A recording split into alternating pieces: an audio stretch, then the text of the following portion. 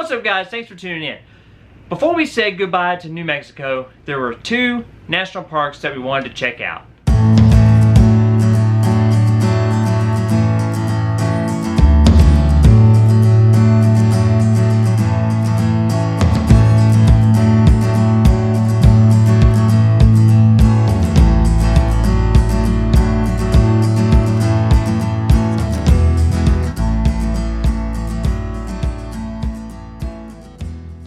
The first national park we wanted to visit was Guadalupe Mountains National Park in Texas.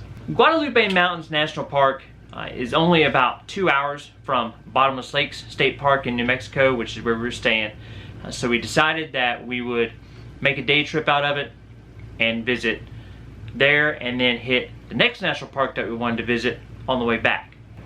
Carlsbad Caverns National Park in New Mexico. Right. So we took the 2-hour ride over, hit Guadalupe Mountain National Park first, and then decided we would catch Carlsbad Caverns on the way back. We didn't want to spend a whole lot of time at Guadalupe Mountains National Park, but we were going to be so close to it, only another 40 minutes past Carlsbad Caverns, so we figured we're going to be that close. You know, we've got to slide over there and check it out. So that's what we did, and it was a pretty cool spot. Yeah, and so we decided to do a short hike while we were there. The one we chose was the Pinery Trail. It was only 3/4 of a mile, so it was perfect. Did not even get any pushback from Dylan on that one, so you know it was an easy trail. So this trail leads you out to the remnants of the Butterfield Trail Stagecoach Station. So the Butterfield Stagecoach was basically a predecessor to the United States Postal Service. They carried passengers and mail from St. Louis and Memphis out to the West Coast to San Francisco. So the remnants that are left there at Guadalupe Mountain National Park are the remnants of one of their stations, basically one of their stagecoach stations that they had there. So after doing the hike, we went back to the truck and decided to take a drive through Pine Springs Campground. It's more like a parking lot with RV sites. Well, it is a parking lot with RV sites. Yeah. Not really even sites, more like just parking spaces. Painted off, numbered parking spaces for your RV. So, and it was full. So, don't think just because it's a parking lot that it's not popular. There were plenty of people there. Yes. And it was a little different, kind of a weird setup, but it was definitely very popular. It was full of RVs, but there are no bathhouses or showers there, and there's also no dump station. They don't have a dump station there. So if you're going to go visit, no hookups. No hookups at all. So if you're going to go visit Guadalupe Mountain National Park and you're going to want to stay at Pine Springs Campground, that's perfect. Just be aware that you're going to be pretty much in a parking lot, and you're not going to have a dump station there when you leave or anything. You'll have to find somewhere to dump after you're out of the park. And the price to stay in Pine Springs Campground is $15 a night. And then it was time to head to Carlsbad Caverns National Park. So Carlsbad Caverns was where we really wanted to spend the majority of our day. Like I said, we just hit Guadalupe Mountain National Park just for a little short visit, just to see it, because we're going to be so close. But Carlsbad Caverns is really where we want to spend the majority of our time. So we've gotten into a habit of checking all the national park websites before we go there to make sure there's any special rules or special reservations or anything like that. And Carlsbad Caverns is one of those that you do have to buy a ticket online. And when you buy a ticket, it's only $1 per person. And it's just their way of allotting so many people per hour that can go into the cavern. Yeah. Yeah, so when you go online, you'll pick your time slot, and it'll show you how many available tickets are left for that particular time slot. So we just basically took a screenshot of the reservation, because you'll have to have either a printout of your reservation or show them the email or a screenshot of it. They recommend taking a screenshot if you're going to go that route, because the cell phone service can be a little iffy up there. So you don't want to get there and not be able to pull up your reservation, because then you won't have one. So we took a screenshot of it. You'll take it up to the ticket counter. They will print you off a receipt, which is basically going to have your time slot on there. The time slot that you pick is just to enter the cavern. Once you're in, you can stay in there as long as you want. There's no certain time you have to be out. So they'll give you your ticket that has your time slot on there, and you have a 1 hour window. So anytime during that hour window, you're able to go, you take your ticket down, show it to the ranger there at the entrance of the cavern. If you're going to go through the natural entrance, which is what we did, or you can go around and you have the option to take the elevator all the way to the bottom, and you'll show your ticket to the ranger there at the elevator. We opted to take the natural entrance. All the reviews said that that was the way to go, was to take the natural entrance into the cavern and then take the elevator back out. So the natural entrance trail is 1.25 miles long, because it zigzags. So you're going 750 feet down, but to cover that 750 feet, you're going to zigzag the trail for 1.25 miles. It is pretty steep in some places, but the trail is in good shape. There is no sections where we ever thought we were in danger of slipping or falling down or anything. But let me tell you something. 1.25 miles at a very steep angle to go 750 feet below ground, that'll wear you out. The trail going down to the bottom was awesome. I mean, the views you get, the way they have the different formations lit up with some lighting on it down there. There's information boards that tell you about the bats that live down there in the cave, and it's an awesome walk for sure.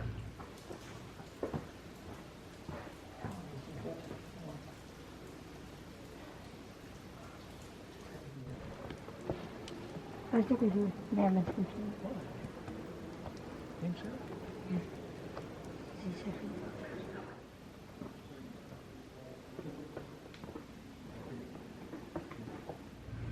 So we kind of messed up. We arrived and we just showed our reservation on the phone to the park ranger that was at the entrance of the caverns. Did not realize we had to go inside and get a ticket. So our time slot was from 11:30 to 12:30. We got there just before noon and there was no one waiting to go down in the cavern. By the time I went back up and got our ticket and then back down, we only had about 10 minutes or so left in our 1 hour window slot. So as we started going down, we noticed that there was a big group that was coming in behind us. So getting there kind of in the middle of your time slot would probably be the best way to go, because everybody kind of gets there at the beginning of their time slot. So you're going to have a big group waiting to get in. They're going to go ahead and go on down. If you give them about a half an hour head start and then you show up, then you're not going to have near as many people trying to get down there, and it'll be more spread out, and it'll just be a little more of an enjoyable time. So we had about a 10 or 15 minute head start on the group behind us, and it took them a little bit to catch up with us, but since we were stopping and taking breaks, they did catch up, and that's definitely the way to go, is to get there kind of in the middle of your time slot, I think. Yeah. Right, and another thing worth noting is that at a lot of the national parks, you'll show, if you have a national parks pass, you'll show it to the gate attendant or when you enter the park that way. So this one, there wasn't anybody to show like that, but once we parked and got inside and everything, and when he was at the window showing him our reservation tickets, that's when they asked to see the pass if you have one. Yes, so they're going to ask for that there. So if that's where you pay for the park entrance, and that's where you get your ticket for the caverns tour as well. So there's no gate, no gate attendant where you go through a gate there like a lot of the national parks have. That's the first time that we've ever been inside somewhere and then they asked if you had the pass after you were inside. So if you don't have it, you're going to pay the full price if you don't have your pass with you. Or go back to the car and get it. Or go back to the truck and get it. So the total time it took us to go through the natural entrance all the way to the bottom, we decided to take the elevator up. We had to wait in line for about 20 minutes for the elevator. There was a pretty good line down there of people heading up.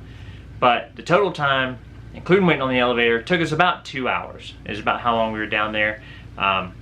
We didn't explore a whole lot way back into a lot of the rooms that are down the very bottom. If you really want to see some of the bigger rooms at the bottom down there, probably your best bet we just take the elevator down. Yeah. Because if you go through the natural entrance, while you see a lot of cool stuff, by the time you get to the bottom, you're probably going to be ready to come on back up.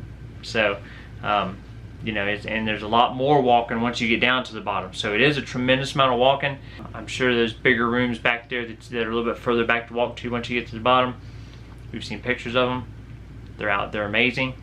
So it's kind of cool. You get on the elevator. Once you're on the elevator, it has instead of having how many, you know, like a typical elevator of what floor you're on, this one has how many feet down you are. So it starts at 750 and then it counts it up as you head back to the top, or counts it down, I should say, as you go back up to the top.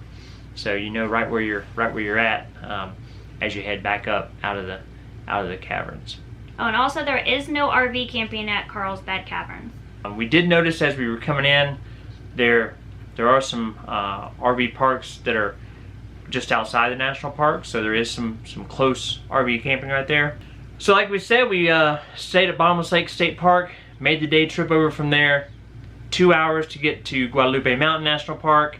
If you're just going to go from Bottomless Lakes State Park in Roswell over to Carlsbad Caverns, you're going to be looking at about an hour and 30 minutes. Yeah. You know, you know, both easily doable for a day trip from Bottomless Lakes State Park. I mean, you know, there's not a tremendous amount of stuff to do there at Bottomless Lakes State Park and in Roswell. So if you're going to be there, we were there for 8 nights, so we had some time.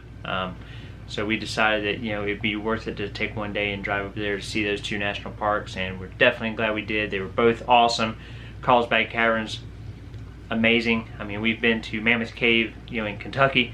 We've been to some caverns up in Virginia that we went to when we were up there, and you know, Carlsbad just definitely blows them away. Mammoth Cave was awesome, but just the sheer size of Carlsbad Caverns and just how you just keep going down and down and down, and you just keep walking and walking and walking, and as you're headed down, you think, man, you know, we got to be almost at the bottom, and no, you might be halfway, and you keep walking and walking and walking, and you know, as you go down, when you get to the bottom, it kind of opens up, and it's just an awesome place, and we would highly recommend visiting Carlsbad Caverns National Park. Yes.